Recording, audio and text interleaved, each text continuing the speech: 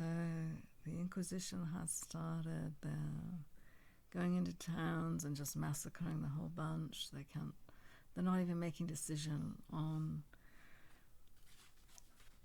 who's Christian or not. They're just killing them all. Like I said in the last statement here, kill them all, God knows his own, was the last that they were going out. It would be a talk no less painful than superfluous to detail all the transactions of a war in which rapine, cruelty and murder had enlisted under the banners of fanaticism. It is sufficient to observe that the Crusaders continued their destructive progress with varied success for upwards of 4 years, during which time the Pope, who had hoisted the signal of persecution, conducted himself in a manner that equally disgraced his name and station. One moment listening to the dictates of justice and commanding his fanatic band to forbear from oppressing the unfortunate Count of Toulouse, and the next launching forth the thunders of the church and the artillery of ecclesiastical invective against that nobleman, who, during the disgraceful conflict, was, through the provocation of the pontiff and the infamy of his legates, despoiled of his territories and exposed to every species of oppression. Phillip, in the meantime, had received from the Count of Montfort, the general of the Crusaders, the offer of 1/2 of the conquered territories of the Count of Toulouse, on condition that he would ensure to the conqueror the quiet possession of the remainder.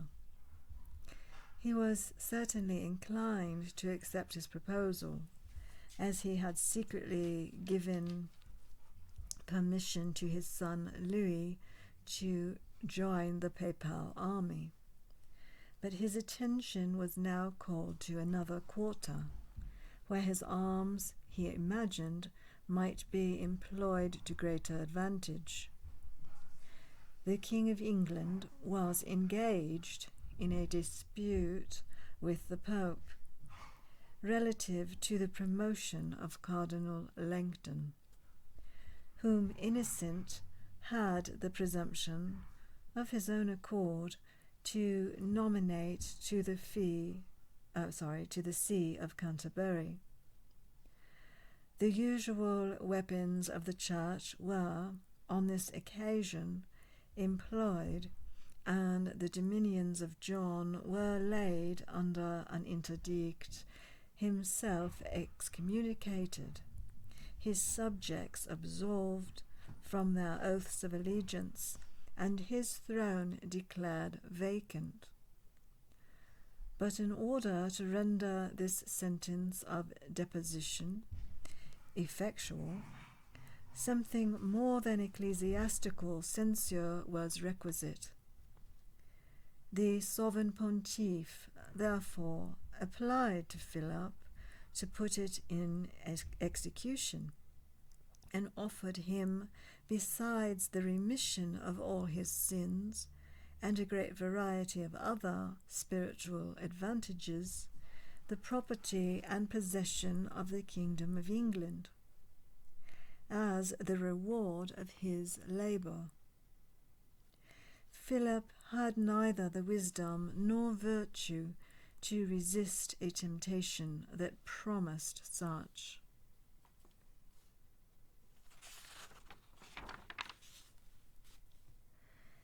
So it promised such ample gratification to his ambitious mind. Seduced by the flattering prospect of present interest, he condescended to become the tool of a turbulent priest, and to acknowledge an authority, which, if ever he should be urged to oppose its boundless usurpation, might be employed to operate his own deposition. This new champion of the Church levied a powerful army, summoned all his vassals to attend him at Rouen, a collected fleet of 1,700 vessels of different sizes in the ports of Normandy and Picardy, and in short prepared a force that appeared equal to the accomplishment of his important scheme. John, who was never backward in making vigorous preparations, though destitute both of courage and skill to employ them to advantage, being apprised of Philip's intentions, seemed determined to give him a suitable reception. He accordingly issued out writs requiring the attendance of all his military tenants at Dover, and even of all men capable of bearing arms, to unite in defence of the kingdom at this dangerous conjuncture. A great number obeyed the summons, and he selected a body of 60,000 men, who had been inspired by a generous spirit of patriotism, and animated with an affection for the person of their sovereign, might have proved invincible, but John, being anathematized by the Pope, was universally regarded as an object of horror by the people. The barons, too, equally awed by the superstitious fears, were disgusted by his tyranny, and were suspected of maintaining a treasonable correspondence with the enemy. And incapacity and cowardice of the king himself, unable to cope with the extraordinary difficulties, seemed to afford the fairest prospect of success to the promised invasion.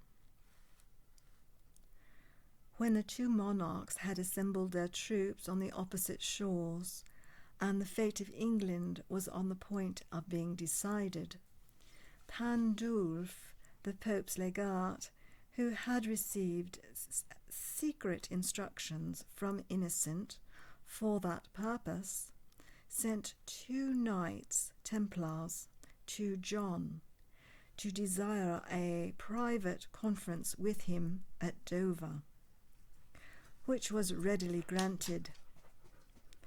There the artful legate represented the power of Philip in such strong colours, and afforded him such convincing proofs of the general disaffection of his people and the secret combination of his barons, that, stricken with consternation at the dangers which surrounded him, he declared his willingness to submit to any terms which the Pope might think proper to impose. Pandulf, among other conditions equally degrading, exacted a promise that he would acknowledge Langton for primate, that he would restore all the clergy and laity, who had been banished on account of the contest between himself and the pontiff, that he would make them full restitution of their goods, and compensation for all damages, and instantly consign £8,000 in part of payment, and that every one who had been outlawed or imprisoned for his adherence to the Pope should be immediately received into favour. This disgraceful treaty was signed by John on the 13th of May, 1213. But the wretched monarch was still destined to experience a still greater mortification. As he had sworn to pay implicit obedience to the Pope, Pandulf required that he should resign his kingdom to the Church, which he persuaded him would prove the most effectual security against the projected invasion of the French. Okay, so resign his kingdom to the Church to protect against the projected invasion of the French, as he would then be placed under the immediate protection of the apostolic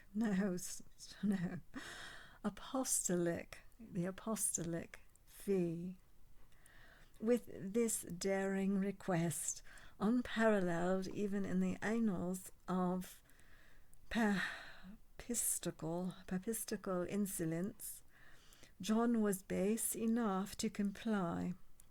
He passed a charter in which he declared that, not constrained by fear, but by his own free will, and by the common advice and consent of his barons, he had, for the remission of his own sins and those of his family, resigned England and Ireland to God, to St. Peter and St. Paul, and to Pope Innocent and his successors in the papal dignity.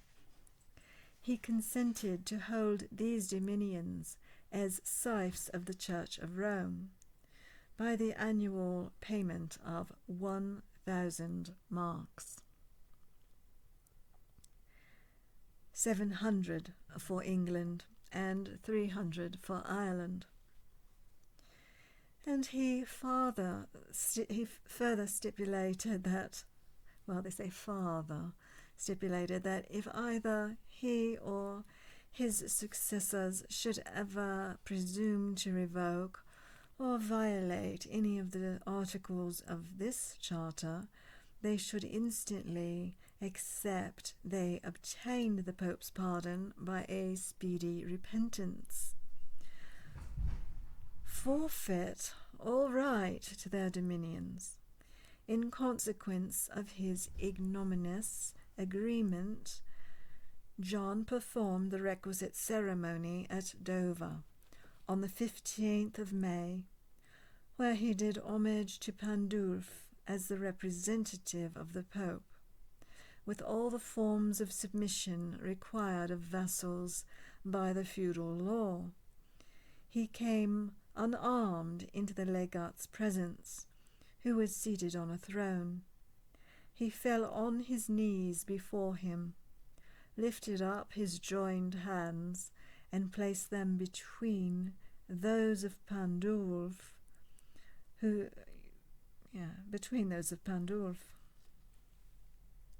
his joined hands.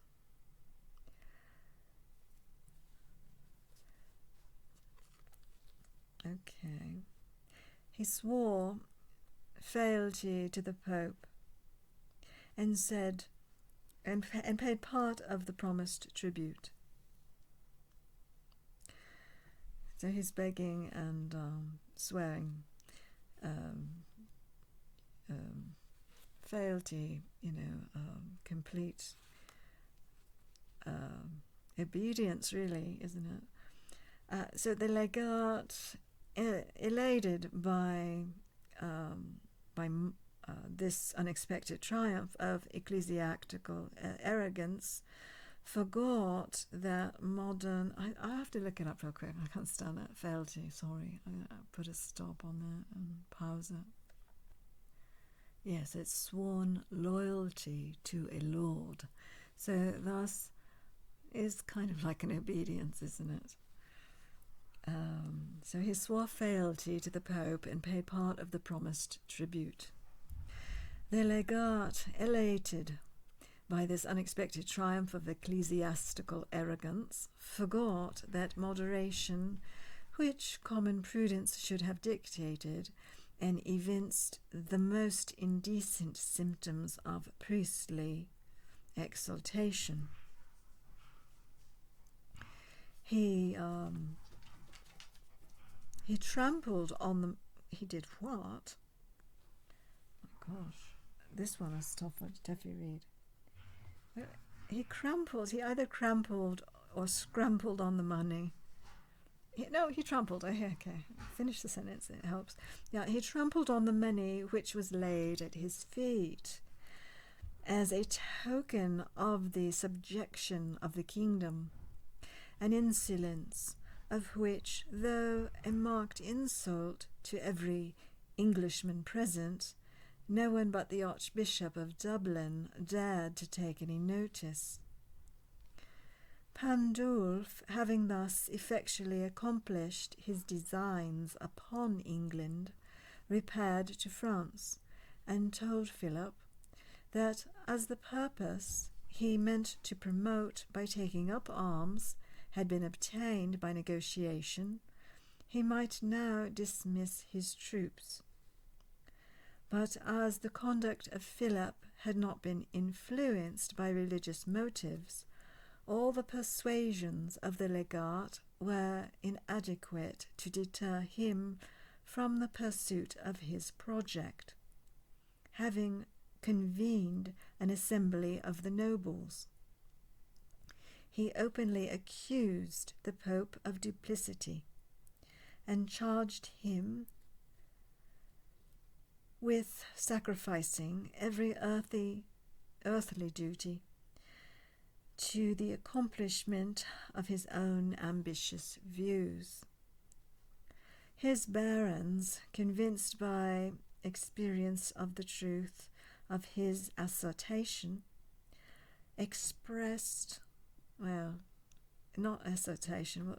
convinced by experience of the truth of his assertion, expressed a willingness to comply with his desires by immediately undertaking an invasion of England. The Count of Flanders alone, who had previously formed a secret treaty with John, expressed his disapprobation of an enterprise which he deemed impious and unjust. And finding his opposition of little avail, he withdrew his forces and retired to his own territories. Philip, determined not to leave so dangerous an enemy behind him, immediately marched into Flanders, took several of the strongest towns, and threatened to lay waste the whole country. In this extremity, the Count made application for assistance to the King of England, who ordered his fleet, consisting of 500 sail under the command of his natural brother, the Earl of Salisbury, to attack that of the French. Though greatly superior in number, the two fleets accordingly met off the port of Dam, when the English obtained a most decisive victory, taking 300 ships and destroying 100 more. And Philip, finding that the rest must inevitably fall into the hands of the victorious enemy, ordered them to be burnt, and by that means rendered it impossible for him to proceed any farther on his projected invasion of England. So it's over for France. They will not be invading England. In 1214, the ambitious spirit of Philip which could neither be gratified by any moderate success nor yet damped by defeat, induced the neighbouring powers to enter into a league in order to check the dangerous and destructive plans of conquest which that monarch had formed. The Emperor Otho IV, the King of England, and the Count of Flanders were the chiefs of this confederacy, and the confidant of success. They already divided in imagination the dominions of France. Prince Louis was sent to oppose John, who had landed with a powerful army at Rochelle on the 15th of February and reduced several towns in Poitou and Anjou.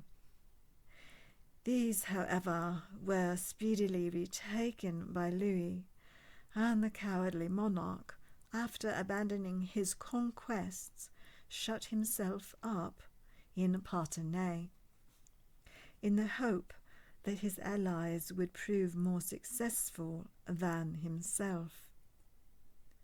Philip, in the meantime, had marched to meet the confederated army of Fleming and Germans, and near the village of Bouvines, between Lille and Tournai, the hostile forces approached each other. The emperor was accompanied by the Earl of Salisbury, Ferrand, Count of Flanders, Renaud, Count of Boulogne, Otho, Duke of Limburg, William, Duke of Brabant, Henry, Duke of Lorraine, Phillip, Count of Namur, and many other princes and barons. The principal officers in the army of France, which amounted to 50,000 men, while that of the enemy was greatly superior, were Eudes, Duke of Burgundy, Robert, Count of Dreux, and his brother Philip, Peter de Courtenay, Count of Auxerre and Nevers, then Stephen, Count of Sancerre, and John, Count of Ponthieu, Gaucher, Count of Saint Paul, and the Bishop of Senlis. A battle began about noon. The conflict was fierce, bloody, and for a long time doubtful. The fortune of France and Germany alternatively prevailed. Philip himself, wounded in the throat and dragged from his horse, was in danger of being trampled to death. Otho was surrounded and captured by his enemies and rescued with difficulty. But the valour of the French triumphed over every obstacle. The sun which shone on their... the sun which shone on their backs dazzled the eyes of their adversaries. The Confederates, pressed on all sides, were obliged to give way. The flight soon became general, and at 6 p.m, Philip remained master of the field. 30,000 of the enemy are said to have been killed, and the Counts of Flanders, Holland, and Boulogne, with the Earl of Salisbury and 140 other counts and barons, were taken prisoners. This decisive victory confirmed the power of Philip, who had now no enemy to contend with.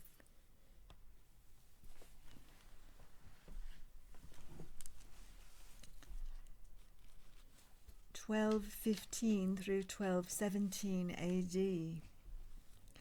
The English monarch, having purchased a truce for 5 years by the payment of £60,000, was permitted to return to his own dominions, where the barons had erected the standard of opposition.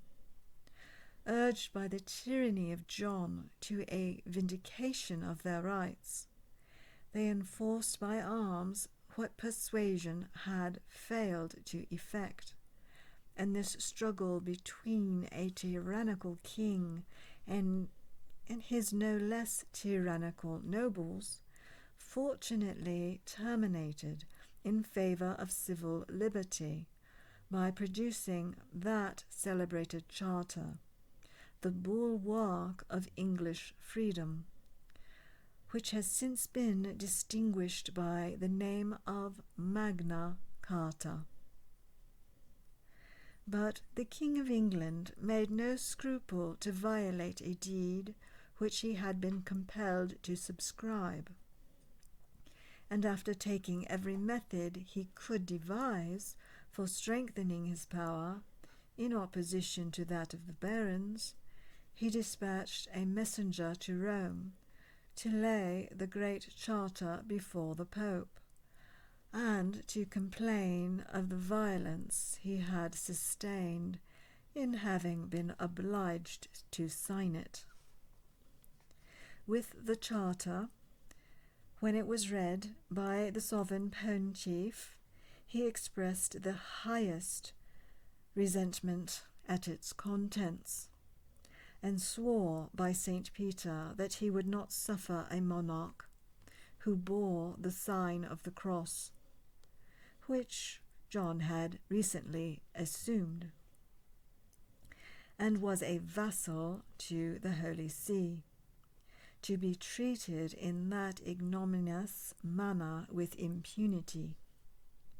To put his threats in execution, he issued a bull, in which, from the plenitude of his apostolic power and from the authority which God had committed to him to build and destroy kingdoms, to plant and overthrow, he annulled and abrogated the whole charter, as unjust in itself, as extorted by force, and as derogatory to the dignity of the apostolic see, and in a second bull, issued soon after, he prohibited the barons from exacting the observance of it. He even forbade the king himself to pay the smallest regard to it. He absolved him and his subjects from all other oaths,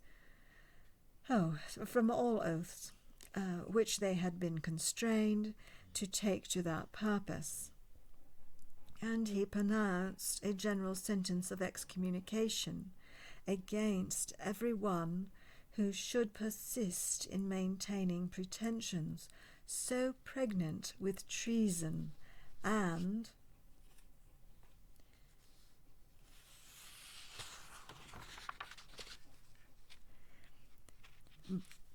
but these spiritual censures and prohibitions could not induce the barons to desist from defending their liberties.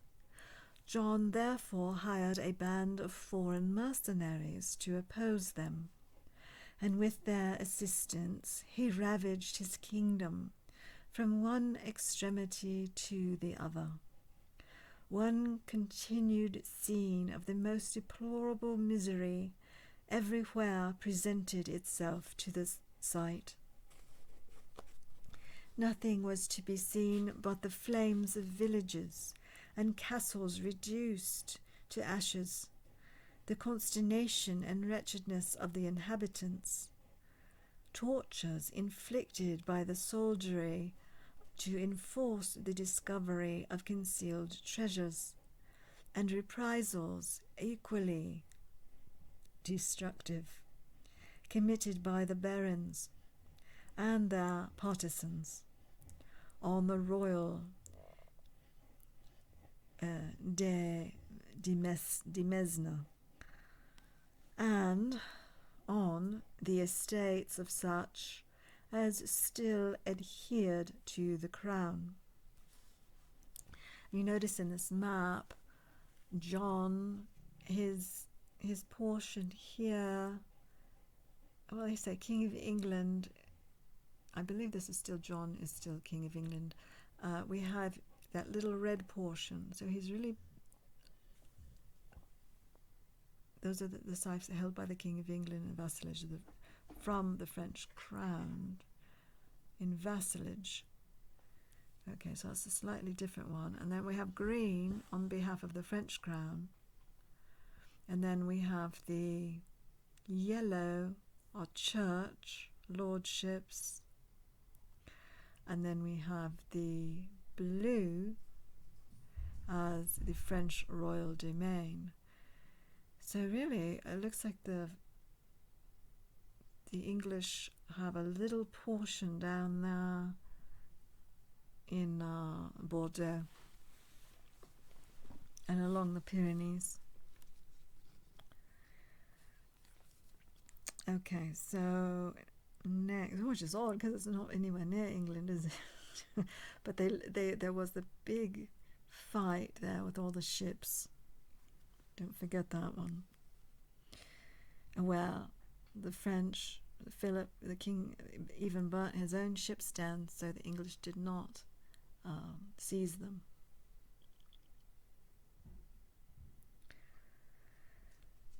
At length, the barons, reduced to the triumphant progress of John to the verge of destruction, menaced with the total deprivation of those rights and liberties they had been so anxious to secure, their estates ravaged and their lives in the most imminent danger, had recourse to a remedy as desperate as the evil it was intended to correct. They dispatched their leader, Robert Fitzwalter, together with Seca, Earl of Winston, to the court of France, with an offer to acknowledge Prince Louis, the son of Phillip, for their sovereign, on condition that he would afford them protection from the violence of their enraged monarch. This was a measure that could only be justified upon the principle of self-preservation. Accordingly, we are told by Matthew Paris that it was the offspring of despair, which was so great that the barons, in the bitterness of their souls, cursed both the king and the pope.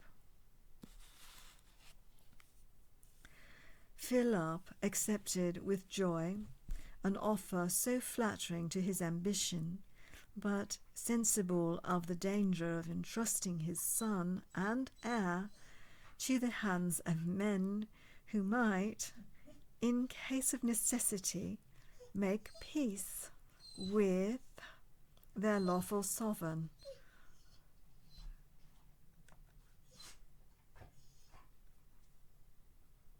Okay, I'm squeaking dog, sorry. Okay, sorry for the interruption. Okay, where was I? That's always a drama with this, isn't it? Philip accepted with joy an offer so flattering to his ambition, but with sensible of danger, entrusting his son and heir to the hands of men who might, in case of necessity, make peace with their lawful sovereign by sacrificing a pledge of so much value. He exacted from the barons 24 hostages, according to Mézeré's account, of the most noble birth in the kingdom. And having obtained this security, he sent them an immediate reinforcement of 7,000 men, to enable them to make head against the king, till his son could join them with a more considerable force, which was ordered to assemble in the different parts of France. The Pope, being informed of Philip's intention, sent Gualo as his legate to the French court to menace him with interdicts and excommunication if he dared to invade the patrimony of Saint Peter, or attack a prince who was under the immediate protection of the Apostolic See. But the king, being assured of the obedience of his own vassals, changed his principles with the times, and now held the papal censors in great contempt, as he had formerly treated them with respect. He accordingly proceeded in the equipment of his armament, and the preparations were conducted with so much vigour that Prince Louis embarked his troops on board a fleet of 600 sail, and arriving at the Isle of Thenay, landed without opposition at Sandwich on the 23rd of May, 1216. On his approach, John retired from Dover to Winchester, having left a strong garrison in the castle, under the command of Hubert de Burgh, a brave loyalist of approved fidelity. In this retreat, the English monarch met the Pope's legate, just arrived from France, who published a sentence of excommunication against Louis, by name, and against all his followers and abettors. Louis had endeavoured to pacify the legate and to avert these censors by the employment of such arguments as had been suggested to him by the English barons, which were in substance as follow. They affirmed that John was incapable of succeeding to the crown by reason of the attainder passed upon him during the reign of his brother, though that attainder had been reversed, and Richard had, even by his last will, declared him his successor. They pretended that he was already legally disposed on the verdict of the French peers on account of the murder of Arthur, though the effect of that sentence must necessarily have been confined to his continental dominions, which alone he held as a fief of the crown of France. They averred with a greater degree of plausibility that he had effected his own deposition by doing homage to the Pope, changing the nature of his sovereignty, and resigning an independent throne for a fee under a foreign power. And as Blanche of Castile, the wife of Louis, was granddaughter to Henry II, they maintained, though in the order of succession many other princes had a preferable claim, they maintained that in choosing her husband for this sovereign, they still adhered to the royal family. These arguments, however, having proved insufficient to convince the legate, the censures were promulgated, and Louis resolved to bid defiance to the Pope. He marched immediately against the castle of Rochester, which he took on the 30th of May, and then proceeded to London, where he arrived on the 2nd day of the following month, and was received with the loudest acclamations by the citizens. The barons and their followers, who acknowledged him for their sovereign, did homage to him and exacted a promise, confirmed by an oath, that he would restore them to all their possessions and protect them in all their privileges. Mézeray asserts that Louis was solemnly crowned King of England, but his assertion is evidently false, though the exercise of the sovereign authority under the title of Domini Regis Francae Primogenitus granted charters for lands and honours, and created Langton, the primate, his High Chancellor. The prince saw the number of his partisans daily increase, while that of John diminished in proportion, for his foreign troops, being mostly levied in Flanders and other provinces of France, refused to serve against the heir of their monarchy. The Garçons and the Poitevins alone, who were still John's subjects, adhered to his cause.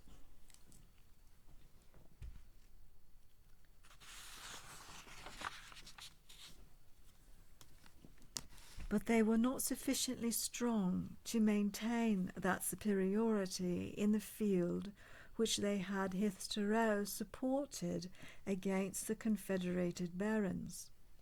His castles, therefore, daily fell into the hands of the enemy, and Louis, in a few months, had reduced all the southern parts of the kingdom, except Dover,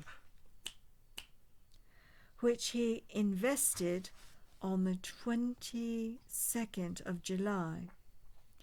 But this important fortress was defended with such skill and bravery by Hubert de Burgh and a spirited garrison that he was repulsed in all his attacks with considerable loss, and was so continually harassed by the well-conducted sallies of the besieged that he swore in a transport of rage he would not quit the place till he should have taken the castle and hanged all the garrison, an oath as ill kept as rashly taken.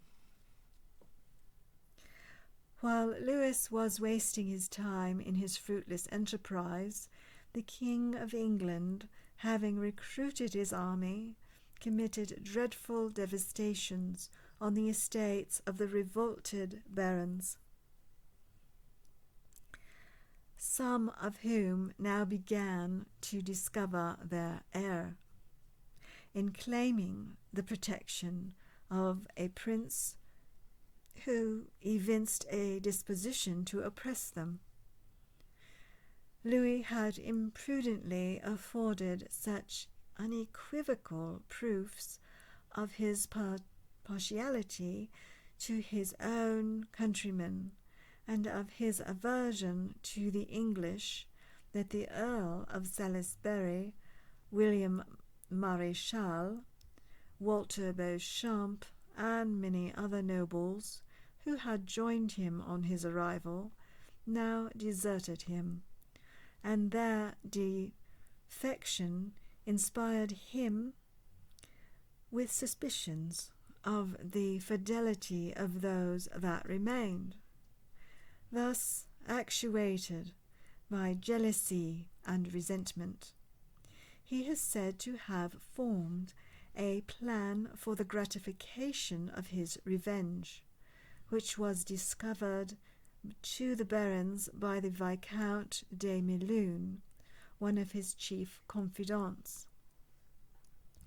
That nobleman, being attacked at London by a dangerous disorder, and his recovery despaired of, expressed a desire of seeing some of the English barons, and told them that he could not die in peace until he should have discharged his conscience by discovering an affair in which they were deeply interested. He then gave them to understand that Louis had resolved to exterminate all the English nobles who had fought in support of his cause, since he considered them as traitors to their natural prince, and could not therefore rely on their fidelity to himself. It was his intention to bestow their estates and dignities on his native subjects, in which he could repose a greater degree of confidence.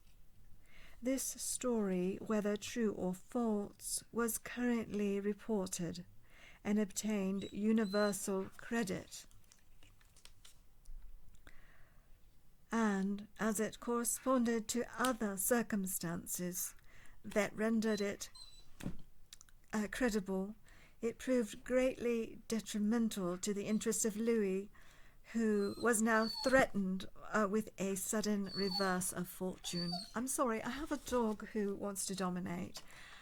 I have the door open, he can go outside, he's eaten, and yet he wants to dominate. So I'm going to put an end to this. I'm sorry for that today. But they take my nerves and just take them and go, "Rah," sometimes. And yet I love them dearly. Sorry for that abrupt ending.